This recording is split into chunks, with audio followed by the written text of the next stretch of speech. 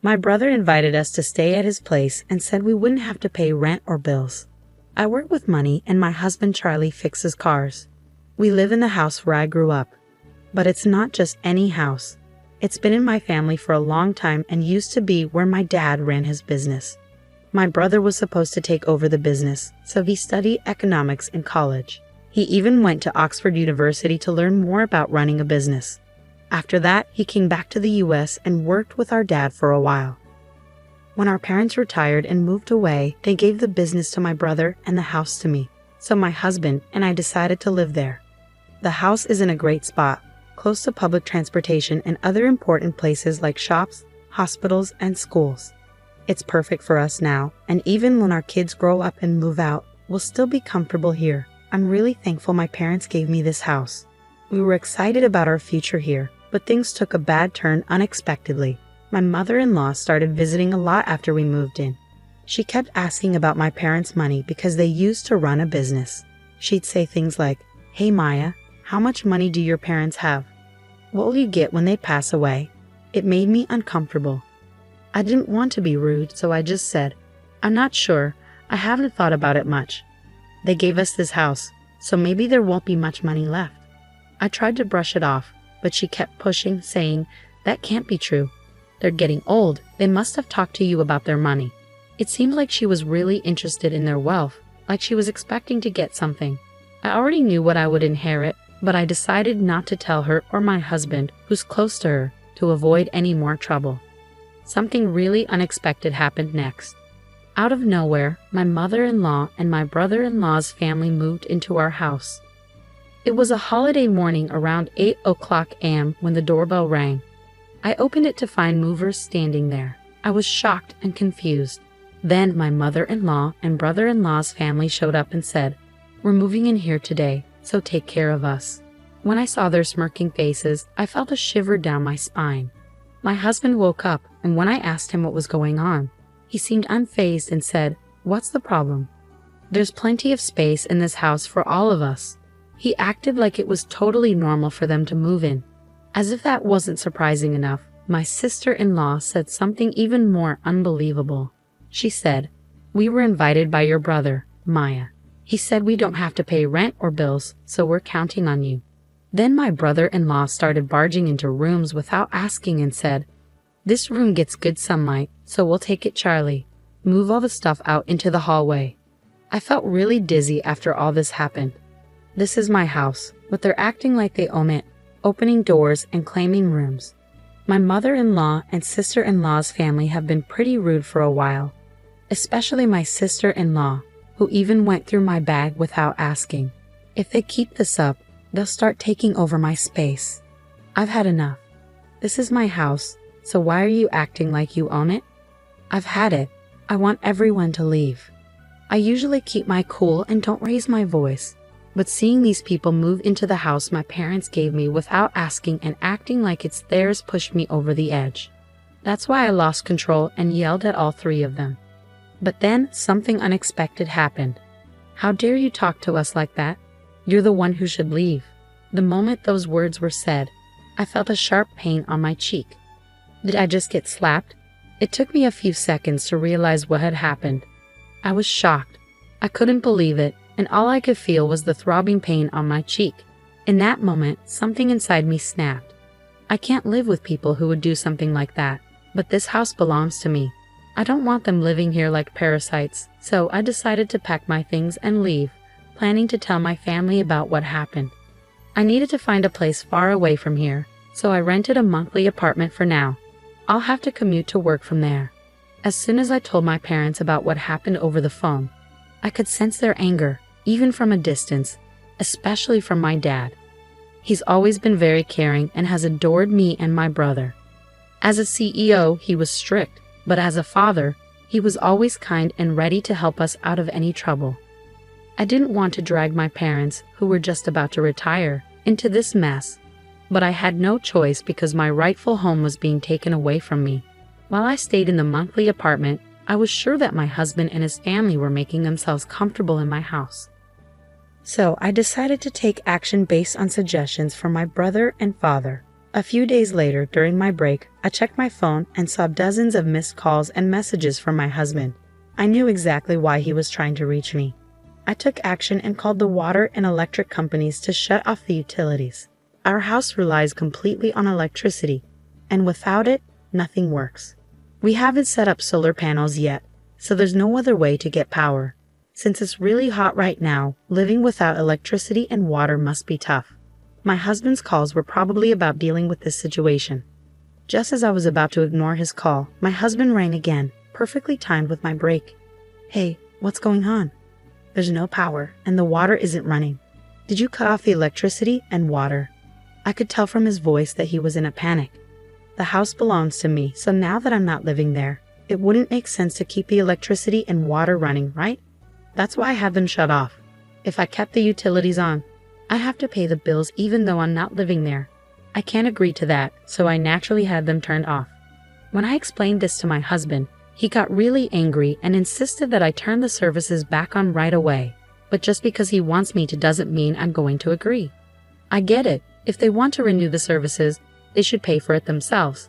But whenever this comes up, they always say things like, "It's your house, so you should foot the bill." Their words and actions don't match.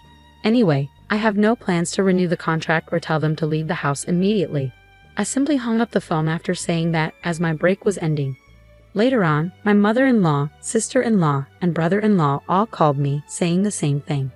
They wanted me to reconnect the electricity and water because their room was too hot and uncomfortable, and it was inconvenient without water. But these were their problems, not mine. After listening to their complaints, I told them to deal with it themselves and hung up. I thought they were just being greedy and hoped they'd give up and leave soon. Even after a week went by, there was no sign of them leaving. So I decided to take stronger action. I talked to a lawyer from my father's company about the situation and asked him to send a notice to my husband. The notice was about trespassing. They had entered my house without permission, forced me out, and were using it as if it were their own. I warned them that I was considering taking legal action against them for this. Why did I receive this document from a lawyer? Did things really have to escalate this far? My husband, who seemed surprised and panicked by my actions, came to me seeking a resolution. Knowing how much they care about their reputation, the thought of being sued would be really stressful for them. They definitely don't want to deal with a lawyer, but they also don't want to give up their current lifestyle. So they're likely trying to find a way to convince me to let them stay. I can see through my husband's intentions very clearly, but I couldn't bring myself to listen to their pleas, so I didn't give in to my husband's requests. My husband finally exploded in anger, forgetting he was at work, and yelled at me, "Stop it. Just because we're being a bit sneaky doesn't mean you can act all high and mighty. Go back to how things were and drop the lawyer." Despite his loud outburst, I remained unaffected. Instead, I felt annoyed by his call, thinking, who does he think he is, taking over someone else's house? No matter how much he shouts, my stance won't change. If they continue squatting there, I'll take legal action. They better think twice before acting. Even as my husband continued yelling over the phone, I ignored him and hung up. It felt like a waste of time. I had already discussed divorce with my lawyer. When I got home, I saw missed calls from my mother-in-law and sister-in-law, but I knew they'd only try to settle things.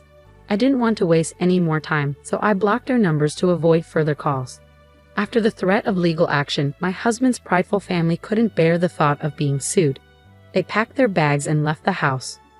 With the lawyer's help, the divorce negotiations went smoothly. I arranged for a cleaning service to come in, and finally, I returned to my sparkling clean house. While living separately from my husband's family and then in a monthly rental was comfortable, nothing beats being back in my own home. However, I noticed that the house needed some renovations in certain areas. I discussed this with my father, who introduced me to a reliable contractor. I began planning the renovations with their help. Living alone is really comfortable. I enjoy the freedom of not being tied down by anyone else. I found myself enjoying the freedom of my current life. I could lounge on the sofa without anyone scolding me, eat whatever I wanted without judgment. But then, I received a call from an unknown number after 3 months of silence. Initially, I ignored it, thinking it might be a contractor. However, when the calls persisted, I reluctantly answered, only to find it was from my ex-husband, from whom I had recently divorced with the help of a lawyer. We had made a pact to never contact each other again. So why was he calling now, especially after changing his number? We had agreed through our lawyers to stay apart for good. There was nothing left to discuss, so I asked him not to contact me again.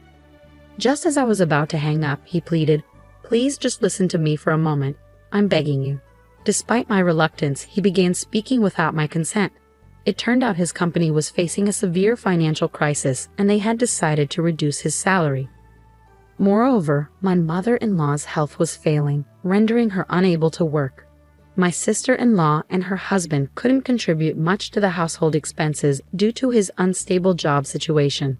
Although my sister-in-law was working multiple part-time jobs, most of her earnings were going towards paying off her husband's debts. My ex-husband was struggling to make ends meet, and with his salary cut, things were only going to get tougher. After hearing all of that, all I could think was, okay, so what? They barged into my house without permission, did whatever they wanted, and even tried to kick me out. It's simply unbelievable. I feel nothing for people who would do such a thing, and I have no sympathy for them. Even if you tell me about their troubles, it doesn't change anything. They're your family, you should deal with it yourself. There's nothing I can do about it. My ex-husband started to panic even more at my words. Don't say that. We're in serious trouble. We won't even be able to pay the rent for our apartment and will struggle to buy food tomorrow.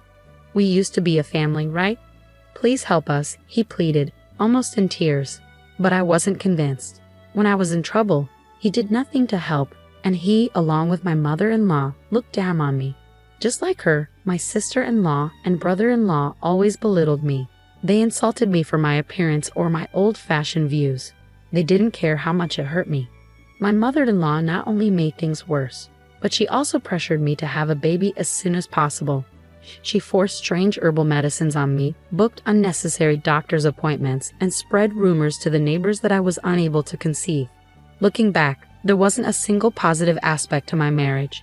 My ex-husband, who used to be kind before we got married, became a puppet under my mother-in-law's control after the wedding. On the first day my mother-in-law barged into our house, I was out for an appointment. She cried to my husband, saying she wanted to be friends with me, but the moment we met, she would badmouth me. She'd say things like, "My son seems to have lost weight. Is it because your cooking is so bad?" Whether we were at home or out, my sister-in-law and brother-in-law would join in, laughing at me. I can't deal with people who behave like this anymore. No matter what you say, my feelings won't change. I can't help you guys, so I'm going to hang up now. And please never contact me again. With that, I finally hung up the phone and blocked the new number. Knowing my ex-husband, he might change his number and try to contact me again. So I decided to change my phone number at the store over the weekend. But before that, those four broke the promise made through the lawyer and suddenly showed up at my house at 11:00 p.m. "Open up, let us in, and take care of us. We're family, you should help us." They were banging on the door, yelling loudly without considering the late hour. "What's going on at this time? Please go back home, you're disturbing the neighbors." When I went to open the door, they seemed ready to force their way in. So I tried talking to them through the intercom, but they didn't care. They continued banging on the door and causing a commotion. I couldn't believe I was dealing with people behaving so recklessly. I felt overwhelmed and considered calling the police when I heard sirens approaching from outside. It seemed a neighbor had taken the initiative as soon as they heard the police sirens. The group, startled, thought I had called the police and attempted to flee. However, with a crowd gathered, escape wasn't an option. Consequently, they were escorted to the police station by the responding officers. I was questioned about the incident and I explained everything that had transpired. News of my ex-husband and his companion's actions spread rapidly in the neighborhood. Among the crowd was a co-worker of my ex-husband's, and by the next day, the entire office was aware of the situation. Already struggling due to a salary reduction, getting the police involved sealed my ex-husband's fate with his employer. He was fired, unable to afford his apartment rent anymore. Financial strain created tension between him and his sister's family, leading to their shared living arrangement coming to an end. Now, Charlie resides in public housing with his mother, working multiple part-time jobs to get by. Even his mother has taken on part-time work, eager to contribute financially.